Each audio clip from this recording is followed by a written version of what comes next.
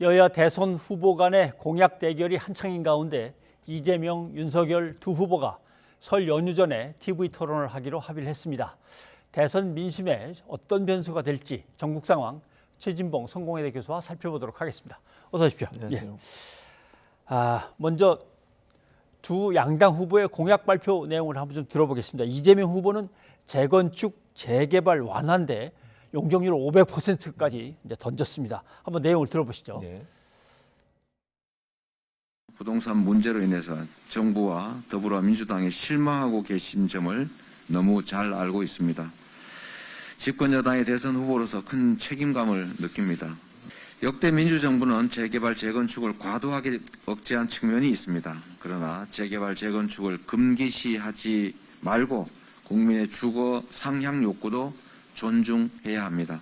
재개발, 재건축 신속 협의제를 도입하고 500%까지 용적률 상향이 가능한 4종 주거 지역을 신설하겠습니다. 네, 재건축, 재개발 완화를 내미는데 카드를 아예 고개도 푹 숙이면서 사과까지 하면서 내밀었습니다.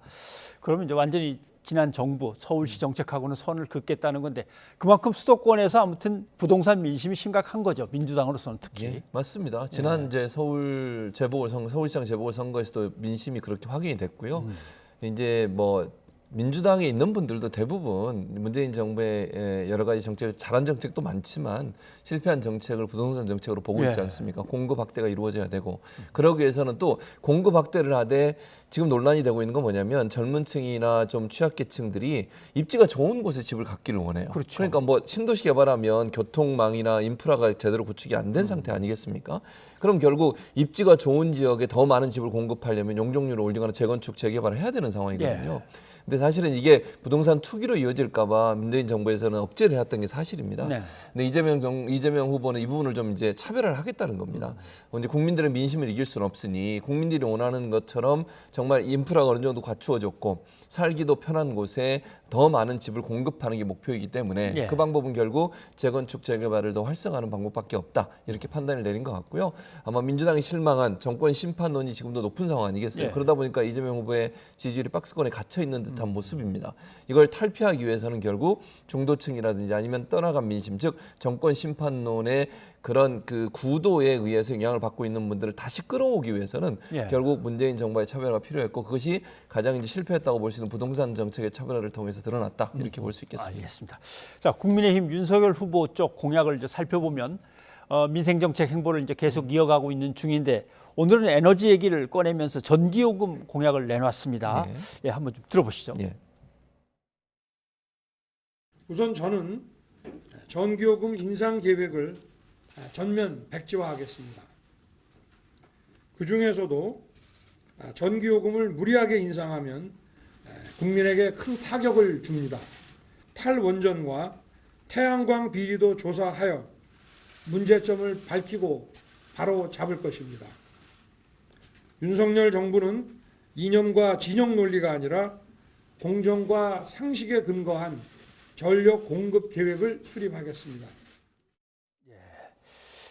전기요금 인상 계획의 백지화입니다. 자, 이렇게 되면 이 공약은 이제 문제는 한전은 이것 때문에 예산을 다 수립해 놨을 텐데 이제 한전의 적자 같은 것들이 이제 문제가 또 될 수 있겠죠. 그렇죠. 지금 현재 한전 적자가 4조 원 정도 됩니다. 이게 왜냐하면 국가 정책적으로 이제 한전의 전기요금 올라갔을 때 다른 부분에 밀칠 뭐 물가나 이런 부분과 연동이 돼 있지 않습니까? 그래서 가능한 한 이제 인상을 좀 억제해 왔는데 계속 유가는 상승하고 지금 현재 뭐 윤석열 후보도 오늘 그런 질문을 받은 것 같아요. 그럼 문제는 뭐냐? 이게 4조 원이나 되는 적자인데 이 적자를 어떻게 메꿀 거냐? 여기엔 즉답은 하진 않았어요. 그러면서 했던 얘기가 원전 얘기를 하셨는데 원전이 모든 문제의 근원이라고 보지 않습니다. 저는 일정 부분 그게 영향을 미칠 수는 있겠죠. 현재 원전 발전 비율이 23% 정도 되거든요. 전체 발전에. 그렇다면 원전 같은 경우에 문제가 되는 게 뭐냐면 원전을 없애서 문제가 되는 게 아니고요. 원전이 노후화 되다 보니까 보니까 수리하고 문제가 발생하면 가동을 멈춰야 되는 상황이 돼요. 예. 이랬을 때 가동이 안 돼서 오는 적자폭 일정 부분이 있습니다. 그러니까 그거보다 더 많은 영향을 미치는 게 뭐냐면 최근에 유가 상승이에요. 유가 같은 경우 2017년 상반기 대비해서 33%가 인상이 됐습니다. 예. 그리고 이제 화력발전 유연탄 가격도 28%가 인상이 됐고요. 그래서 이 연료비 부담이 2조 원 정도 증가가 됐다는 게 지금 현재 환전의 판단이고요. 또 하나는 이제 그러다 보니까 민간에서 전기를 개발한 걸 사들이지 않습니까? 거기에 들어간 돈 약 2조 원 정도 됩니다. 아마 이런 부분들의 적자폭이 늘어난 것 같아요. 그래서 유가와 연동돼 있는 부분이 이거는 사실은 한전이 해결할 수 있는 문제는 아니고 국제 유가와 연동돼 있어서 불가피하게 인상이 필요한 상황인데 지금 윤석열 후보는 이걸 백지하겠다고 말씀을 하셨으니 이제 중요한 건 그럼 이 4조 원이나 되는 이 적자폭을 어떻게 메꿀 거냐 하는 예. 부분에 대한 명확한 제시, 해결 방안이 좀 필요할 것으로 생각이 됩니다. 네.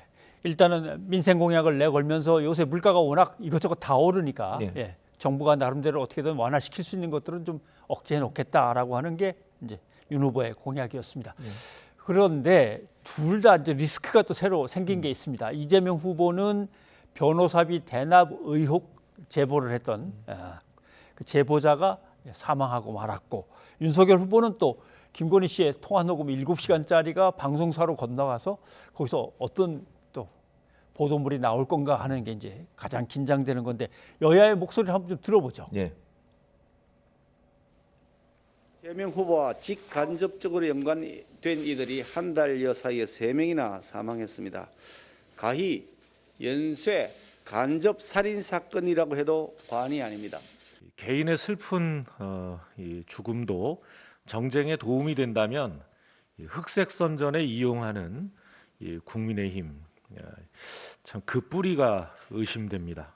상대방을 속여서 몰래 녹음을 해서 그것을 제3자인 저 다른 방송사에 지금 넘겼어요. 이것은 명백하게 정치적으로도 악용하는 정치 공작의 한 수단이 될 수 있고, 저질 정치 공작의 그 수단으로 이용될 수도 있다 이 말이죠. 정치권이 뭐 틀린 것은 오류라고 지적하고 저희가 언론중재에 이야기할 수 있는 것이지만 그 공개하는 것 자체를 못하게 하겠다라고 하는 발상이 전 잘 이해 못하겠고요.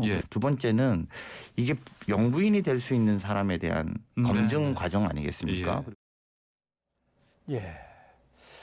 둘 다 뭐 무게나 위력이 보통의 것들이 아니긴 한데, 자, 누구가 더 타격을 받을 것이냐 이 문제죠. 그렇죠. 일단 이 녹취록, 소위 녹음 파일이 어떤 내용인지를 모르기 때문에 어느 정도 타격이 될 거냐를 가늠하기 좀 어려워요. 그러네요. 그러니까 왜냐하면 공개가 돼야 이게 어떤 내용인지, 이게 만약에 공적인 영역에서 봤을 때 상식과 기본적인 어떤 도덕성을 넘어서는 발언을 했다고 하면 그건 큰 타격이 되겠죠. 그런데 지금 상황에서는 녹취 파일 내용이 어떤 내용인지를 지금 알 수 없는 상황이어서 어느 정도 파급력이 있을지는 모르겠지만, 이제 국민의힘의 태도를 보면 이게 좀 문제가 될 수 있는 요소가 있는 것 같아요. 왜냐하면 이렇게 강력하게 나오고 방송도 중지해달라고 가처분 신청까지 했지 않습니까?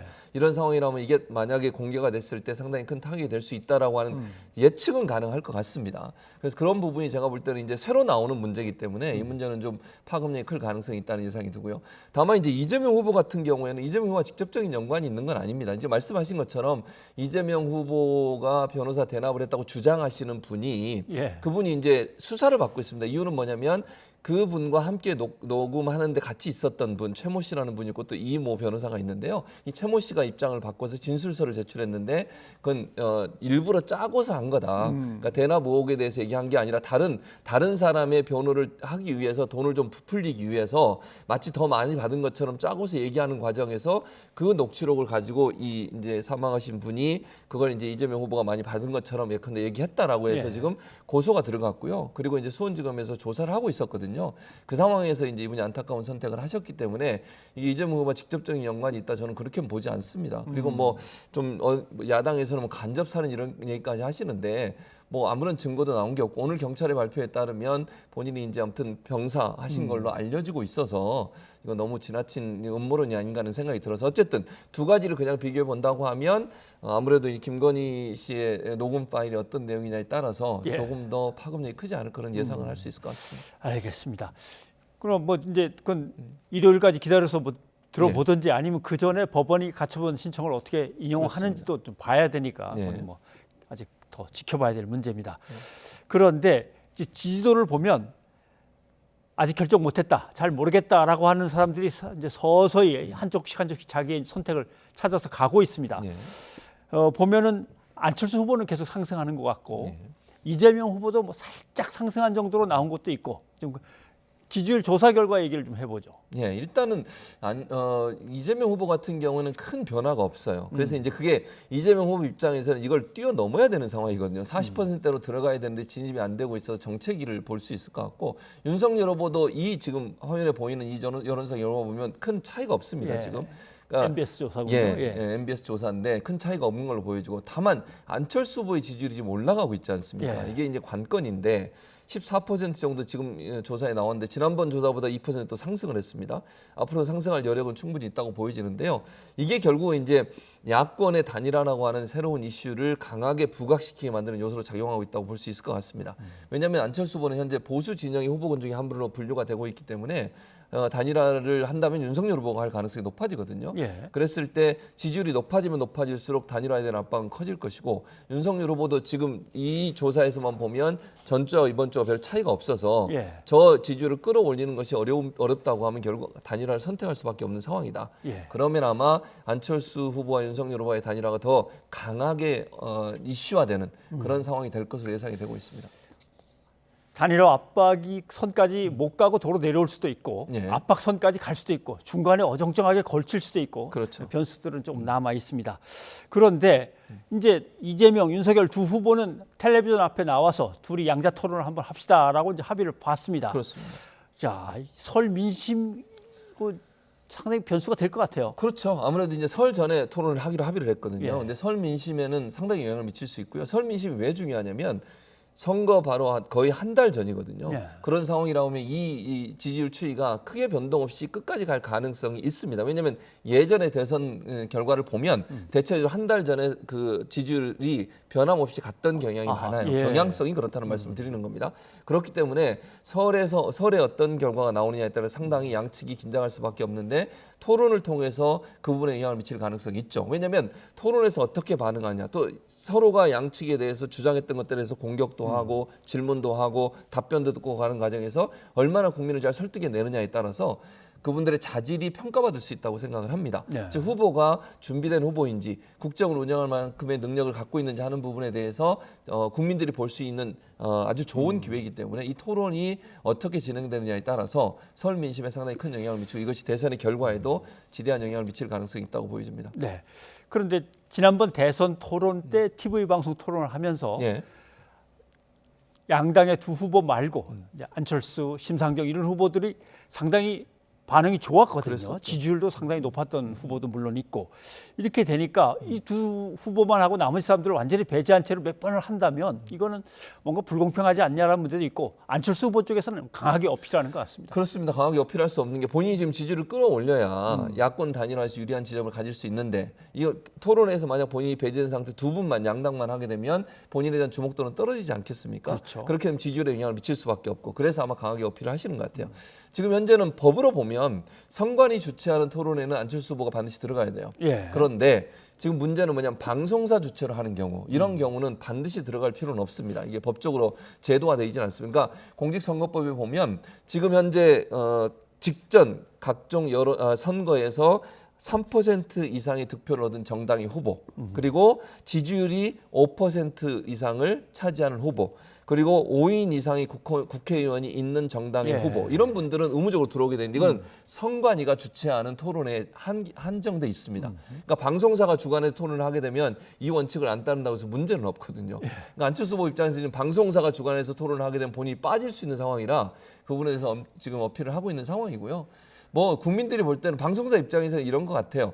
두 사람이 붙어야 사실은 좀 더 활기차게 또는 뭐 서로의 입장을 제대로 볼 수 있는 기회가 아니냐는 생각이 드는 것이고 안철수 후보 입장에서는 그럼에도 불구하고 본인도 세 번째로 들어가야 되는 거 아니냐 이런 주장을 하고 있는데 뭐 제가 볼 때는 양당의 합의하에 안철수 후보를 들어오게 하는 것은 좀 어렵지 않겠나 개인적으로 그렇게 생각합니다. 일단 논의 자체를 두 당만 만나서 하니까 네, 맞습니다. 참 안철수 후보로서는 조금 좀 답답한 상황에 놓여 있습니다.